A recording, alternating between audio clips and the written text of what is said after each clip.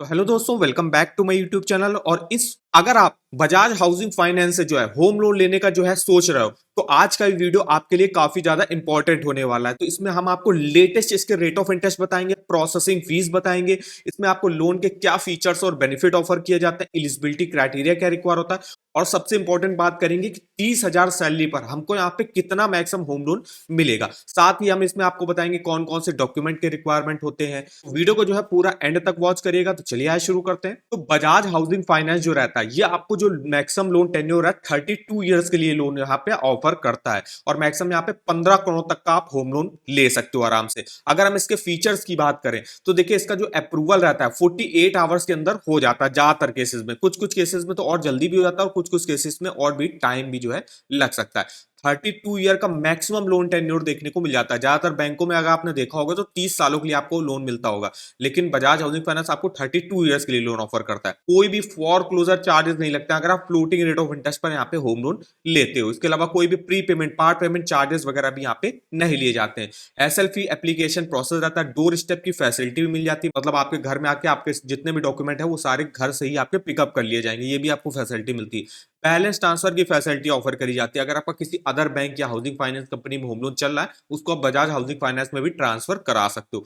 5,000 plus approve project इसमें आपको देखने को मिल जाते हैं। अब हम बात करते हैं यहाँ पे लेटेस्ट रेट ऑफ इंटरेस्ट आपको क्या ऑफर किया जा रहा है। तो आरबीआई ने जब अपनी रेपो रेट को 5.50 से जो है कट करके 5.25 किया, तो बजाज हाउसिंग फाइनेंस ने भी अपने होम लोन के रेट ऑफ इंटरेस्ट को, जो 7.40 चल रहा था, स्टार्टिंग हो रही थी, अभी इसको कम करके देखिए सैलरीड के लिए अगर आप होम लोन लेते हो 7.15 से स्टार्टिंग होती है न्यू होम लोन के लिए, और 10.25% तक रेट ऑफ इंटरेस्ट जाता है। डिपेंड करता है आपका सिविल स्कोर कितना अच्छा है, आप जॉब कैसी करते हो, और इसके अलावा आपकी सैलरी कितनी अच्छी है। तो इन सब चीजों पर डिपेंड करता है आपको किस रेट ऑफ इंटरेस्ट पर यहाँ पे होम लोन ऑफर किया जाएगा। अगर कोई भी सैलरीड इंडिविजुअल बैलेंस ट्रांसफर कराता तो 7.25 रेट ऑफ इंटरेस्ट पर होगा, टॉप अप लोन कराता तो 8.25 से स्टार्टिंग होगी।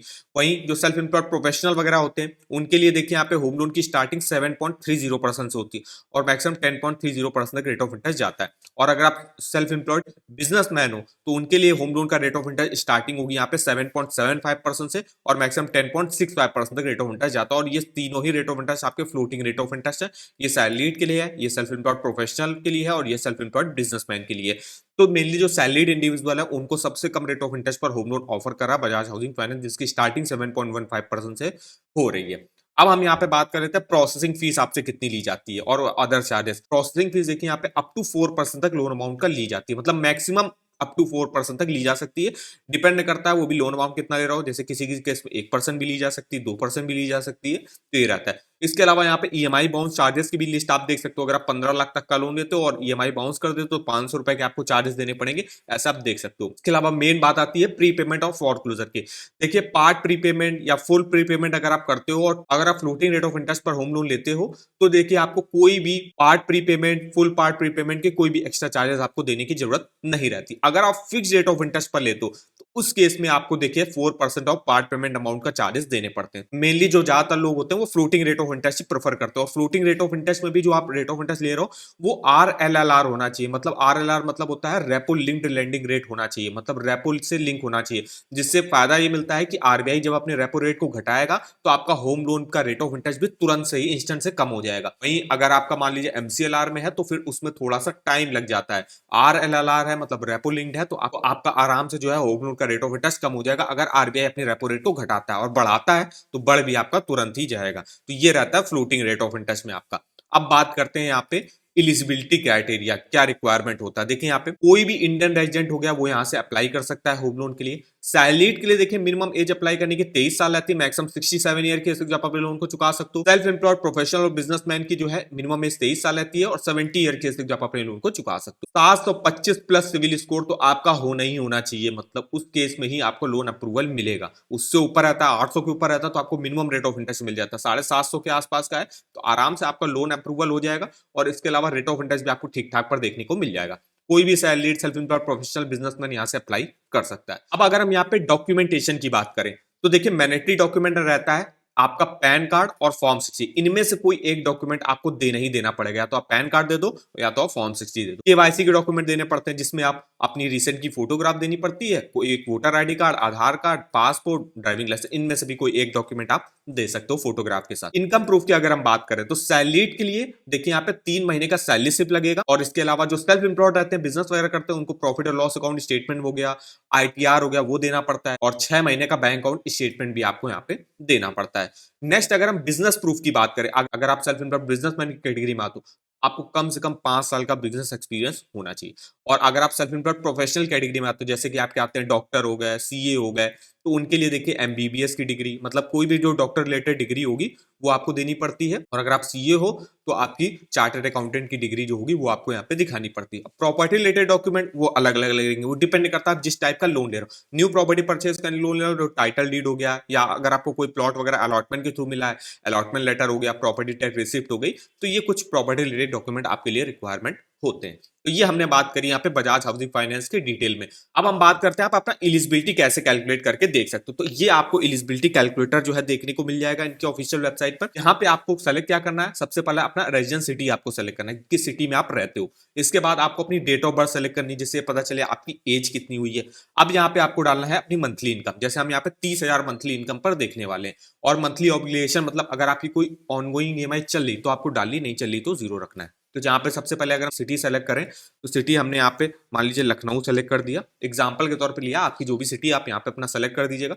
डेट ऑफ बर्थ आपकी जो भी है, डेट ऑफ बर्थ आप यहाँ पे अपनी सेलेक्ट कर दीजिएगा। और डेट ऑफ बर्थ सेलेक्ट करने के बाद हमने डेट ऑफ बर्थ सेलेक्ट कर दी। अब यहाँ पे आपको मंथली इनकम अपनी डालनी है। तो 30,000 मंथली इनकम है मेरी। तो देखिए 30,000 मंथली इनकम पर, और यहाँ पे अगर मेरी कोई ऑनगोइंग इवेंट नहीं चल रही है, तो हम 24,34,612 रुपए का तक का जो है लोन अमाउंट लेने के लिए एलिजिबल होंगे। तो यहाँ से आप अपना एलिजिबिलिटी मोटा मोटा आपको आइडिया मिल जाता है। ये करेक्ट बिल्कुल नहीं होता कि आपको 24,34,000 का मिलेगा। ये एक आपको आइडिया बता देगा कि 30,000 सैलरी पर मैक्सिमम जो लोन टेन्योर रहता है 32 साल, उसके लिए आपको इतना जो है होम लोन यहाँ पे मिल सकता है। इस तरीके से आप अपना एलिजिबिलिटी कैलकुलेट कर सकते हो। अगर आपकी सैलरी मान लीजिए ज्यादा है, यहाँ पे आप जो है सैलरी को अपना बढ़ा के, जैसे मेरी सैलरी मान लीजिए 50,000 रुपए, तो 50,000 सैलरी पर देखिए 40,57,000 रुपए का लोन यहाँ पे ऑफर किया जा रहा है। और अगर आप अप्लाई करना चाहते हो, सिंपली यहीं से आप जो है अप्लाई कर सकते हो अपना मोबाइल नंबर डाल के। तो मोबाइल नंबर जैसे आप अपना क्लिक करोगे, उस पर आपको मोबाइल नंबर पर एक ओटीपी आएगा। ओटीपी से जैसे आप वेरीफाई कर दोगे, आप यहाँ पे नेक्स्ट पेज पे आ जाओगे, जहां पे आपको अपनी पर्सनल डिटेल वगैरह डालनी पड़ेगी।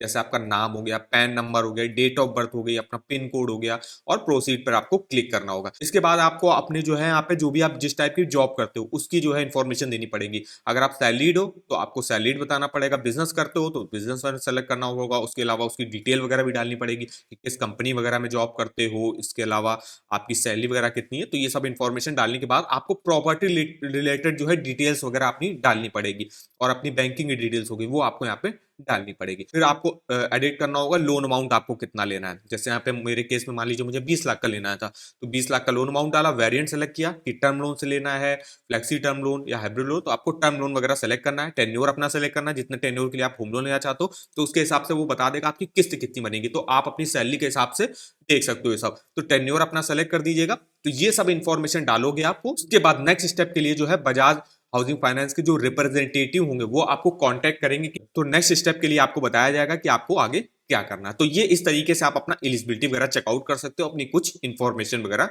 शेयर करके। तो ये हमारी देखिए कंप्लीट इंफॉर्मेशन रही। अगर आपको जैसे यहाँ पे ईएमआई वगैरह कैलकुलेट करना है, तो आप इस ईएमआई कैलकुलेटर को यूज कर सकते हो। जैसे कि मान लीजिए मुझे 30 लाख रुपए का होम लोन लेना है बजाज हाउसिंग फाइनेंस से, तो सिंपली आपने यहाँ पे 20 लाख का अमाउंट डाल दिया। Rate of interest Bajaj housing finance में इस समय स्टार्टिंग यहाँ पे जो हो रही है 7.15 से हो रही है। अगर आपका 800 प्लस सिविल स्कोर होगा और जॉब अच्छी करते हो, तो यहाँ पे रेट ऑफ इंटरेस्ट हमने 7.15 जो मिनिमम चल रहा वही वाला ले लिया, और 20 सालों के लिए ही मान लीजिए हमको होम लोन लेना है। तो उस केस में देखिए 15,687 की मेरी ईएमआई बनेगी। टोटल इंटरेस्ट आपको 17,64,000 का पे करना पड़ेगा।